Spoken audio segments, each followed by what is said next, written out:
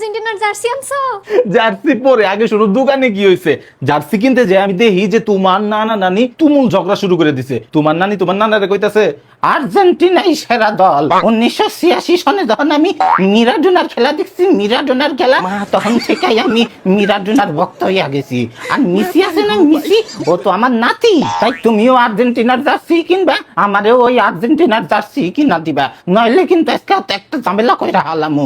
এই কথা শুই না তোমার নানায় কয় 1986 সনে যদি তুমি চশমা পইরা খেলাটা দেখতা তাইলে দেখবার পাইতে যে মিরাডোনা হাত দিয়া গোল দিছে, হাত দিয়া।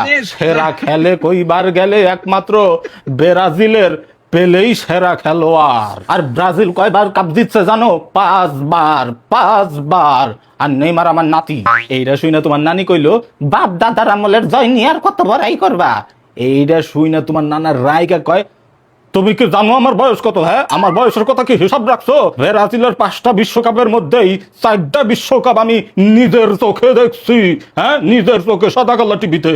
আজকে জার্সি কিনলে আমি ব্রাজিলের জার্সি কিনবো, আর নেইমার আমার নাতি। তোমার নানা নানির এই তুমুল ঝগড়া দিকে আশেপাশে সবাই হাসতে হাসতে একবারে গড়াগড়ি খাইতেছে। এই সময় আমি যা কইলাম, নানা নানি শুনেন, এই ব্রাজিল আর্জেন্টিনার জার্সি বাদ দেন। নানা আপনি কিনবেন হইতেছে উরুগুয়ের জার্সি, আর নানি আপনি কিনবেন হইতেছে প্যারাগুয়ের জার্সি। এই কথা আমি দিলাম এক দৌড়। সাথে সাথে তোমার নানা আর নানি দুইজনে আমার পিছনে দৌড় আর চিল্লিয়া কইতাছে, না না ভাই, এটা তুমি কোনো কাম করলা, এটা তুমি কোনো কথা কইলা।